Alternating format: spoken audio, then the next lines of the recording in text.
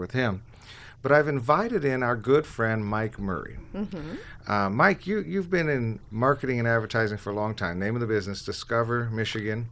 Discover Michigan Communications. Discover Michigan Communications. We know Mike from the Royal Oak Chamber of Commerce. Right. And working together on some future projects here. But I'm excited to have you in because my friend Gerald Moore, the district director with the Small Business Administration, has said to me many times, you know, Paul, people go into business not always knowing everything it's going to take to be successful in business, right? Typically, we're good at doing something, but that doesn't mean we're great at marketing it or accounting for it when it comes to the money. It's a good thing that we don't know all of it goes into it. We may never start That's that. right. A lot of us might not ever get off the ground in business if we understood. But I've appreciated your expertise when it comes to marketing and public relations and these kinds of things.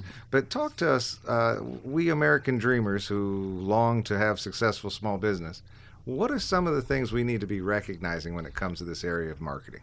Well, and you're absolutely right. When someone goes into business, it's because, they have a certain passion for something. Right. It could be, making shoes. It could be selling clothes.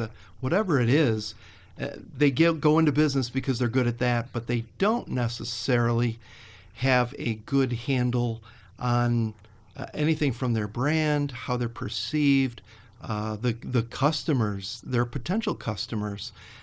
You'll see a lot of times people have passion for something and they assume, they may not want to admit it, but they assume that a lot of people share that passion. Yeah, right. And sometimes they do, but a lot of times it's a matter of you need to work a little bit harder to connect with the people who do share that passion. Sure.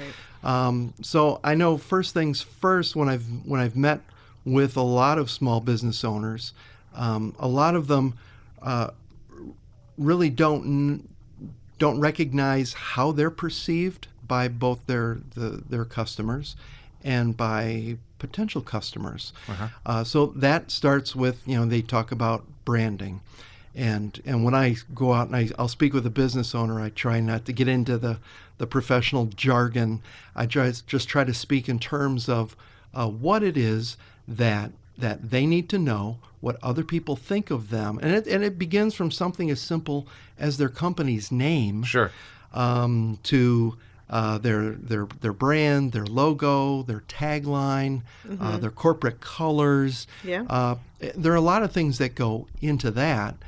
But in addition, once you've come up, hopefully you don't have a company name that has nothing to do with what you do.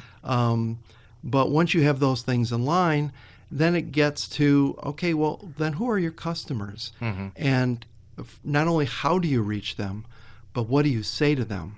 Because too many times people stop at, well, they focus on the medium they're going to use, whether it's social media, whether it's paid advertising, radio, print, online, however it is, but they don't really think about what the message is.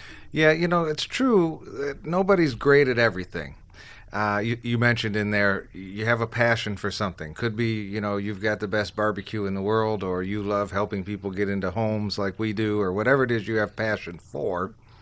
And you said not everybody shares that passion, right? Yeah. But the good news is, American Dreamer, there are a lot of Americans out here. Oh, yeah. 330 million people in this country or something? There's So somebody. You can find somebody that shares your passion. Oh, If you have the right kind of branding, the right kind of messaging, if you understand how to get your message across, there are enough people out here. You don't have to sell. We don't have to sell every house in Metro Detroit as Red Door Realty. Don't have to and couldn't. Yeah, and could. I mean, there are plenty of